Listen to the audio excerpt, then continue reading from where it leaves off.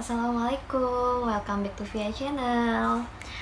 Hari ini aku akan membahas mengenai tentang toxic relationship.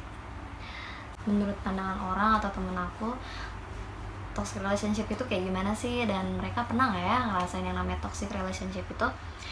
Tapi sebelum kita bahas lebih lanjut mengenai toxic relationship itu, buat kalian yang belum support aku dengan cara mensubscribe video channel YouTube aku, jangan lupa untuk di-subscribe ya guys, karena subscribe itu gratis. Oke, kalau gitu kita langsung aja telepon temen aku supaya kita bisa saling sharing dan kita saling tahu gimana sih atau kenapa sih bisa adanya yang namanya toxic relationship. Ini kita langsung lanjut telepon gedenya aja ya guys. Mel. Hai Via, apa kabar? Baik dong, Kak Mel gimana kabarnya? Sama baik juga kok aku. Alhamdulillah. Gimana nih Kak, selama karantina ngapain aja? Waduh, banyak sih Vi, belajar masak. Yang aku tuh aslinya tuh males banget ya kalau harus masak. Tapi aku jadi belajar masak, terus aku cover lagu. Wih, gitu sih. cover. Boleh lah nanti kita nge-cover bareng lagunya. Boleh. Nanti kita rencanain aja. Oke. Kalau Via ngapain aja? Makan tidur, tapi ada faedahnya sih. Aku jadi kayak lebih bisa masak.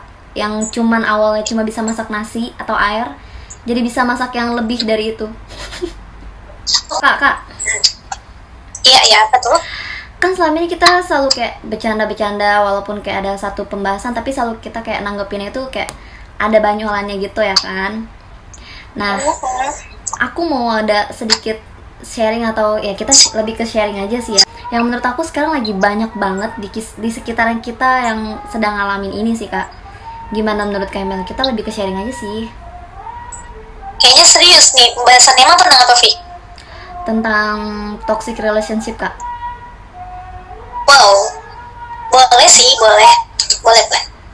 Boleh ya? Oke. Kita lebih serius sih, nggak apa-apa ya? Oke. Menurut Kak Mel tuh toxic relationship itu kayak gimana sih Kak? Toxic relationship ya, menurut aku toxic itu kan racun ya. Toxic relationship berarti kalau dalam suatu hubungan ada racun, itu kan nggak sehat dan nggak baik untuk kedepannya. Kalau menurut aku sih kayak gitu. Gitu. Terus Kak Mel pernah nggak sih yang namanya ngejalanin atau ada di dalam satu hubungan yang toxic relationship itu? Kalau aku pribadi, mungkin aku dalam suatu hubungan pasti pernah lah ya kita berantem kecil. Tapi kalau lebih ke toxic itu, puji Tuhannya aku sampai sekarang belum pernah mengalami yang sampai segitu. Aku lebih ke ngelihat sekitar sih. Iya sih, banyak banget ya Kak di sekitaran kita yang ngalamin kayak gitu. Terus juga apa ya? Yang aku bingung tuh menurut Kamil tuh kenapa sih mereka banyak banget yang nggak bisa keluar dari hubungan toksik itu gitu loh. Soalnya kan udah tahu pasangannya tuh toksik, tapi mereka nggak bisa keluar. Menurut Kamil tuh kenapa gitu?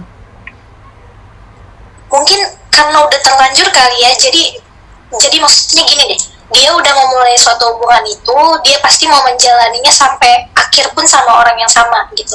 Jadi bisa jadi dia masih tetap bertahan dengan orang itu karena dia menganggap dia pasti bakal berubah. Mungkin di awal namanya kita masih menjalin hubungan di awal itu pasti manis, sweet, baik, semuanya yang positif sampai akhirnya kita tahu orang ini karakternya seperti apa. Jadi bisa jadi orang tersebut nggak keluar dari hubungan yang toksik itu karena dia merasa itu udah biasa dia jalani, dan dia juga merasa suatu saat dia pasti berubah lah gitu sih Vi, menurut aku ya.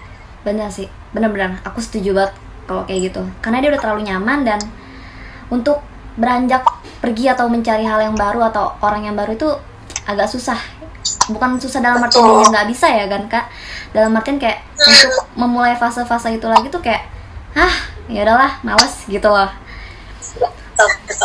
Nah terus menurut Kak Mel juga nih, gimana sih caranya supaya kita tuh nggak ada di dalam satu hubungan yang toxic kayak gitu? Caranya tuh gimana supaya kita kayak nggak ada nih dalam toxic relationship itu ngejalaninnya?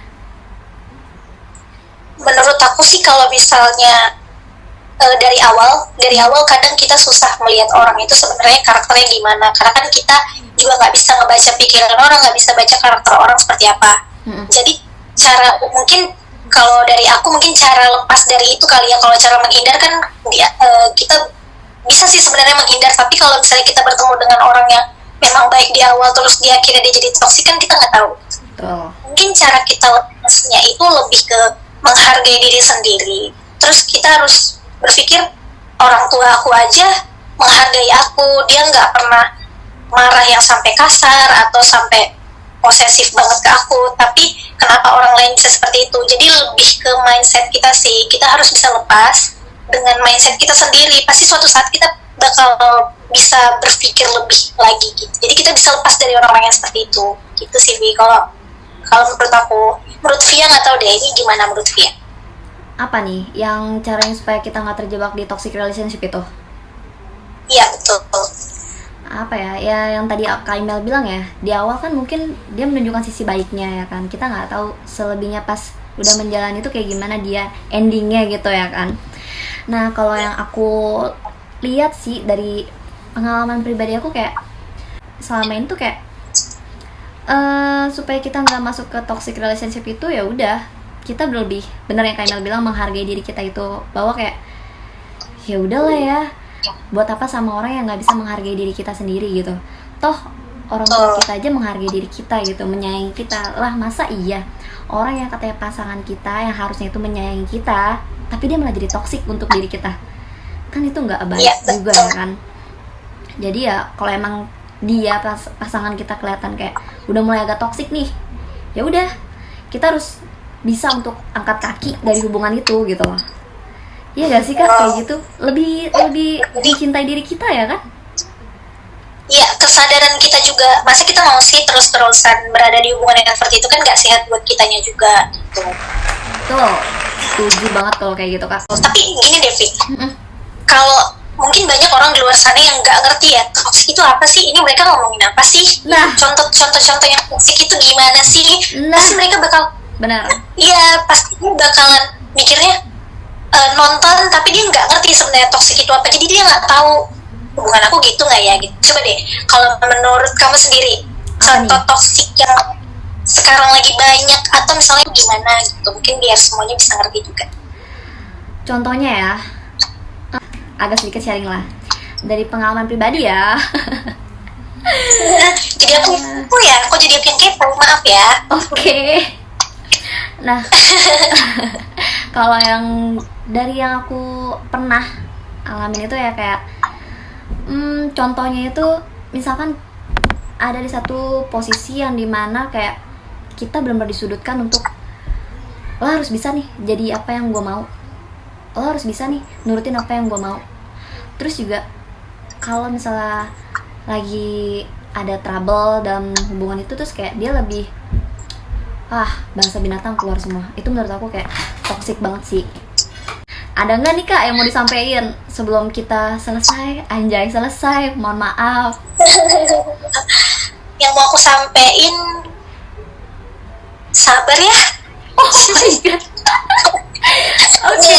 Bercanda.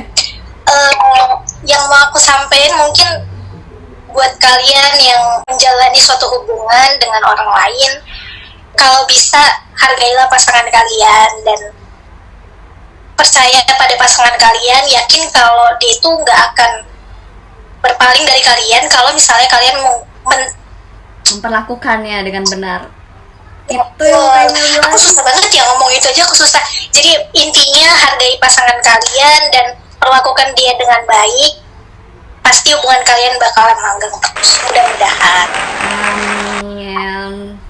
Semoga kita nggak ada di dalam toxic relationship itu ya Kak. Amin, jangan sampai deh, soalnya serem juga banget. Oke lah Kak, thank you so much udah mau sharing sama aku mengenai toxic relationship ini. Semoga semoga kita dalam keadaan sehat selalu ya Kak. Amin. Oke, thank you. Dan kita bisa bertemu secepatnya. Yeay, bisa meet time sama yang lainnya juga. Ya betul. Nah itu dia tadi guys, pembahasan kita mengenai toxic relationship itu seperti apa dan kenapa orang bisa ada di toxic relationship itu, dan kenapa orang itu nggak bisa keluar dari toxic relationship itu. Tadi kita udah sedikit banyaknya kita udah sharing sama Kak Imel dan Ababan. Menurut aku udah banyak banget ya contoh dari toxic itu seperti apa. Oke guys, untuk video kali ini aku rasa cukup sampai di sini dulu. Mohon maaf apabila ada kesalahan dalam berkata-kata atau ada yang kurang berkenan. Oke, see you next video ya guys. Bye bye. Assalamualaikum.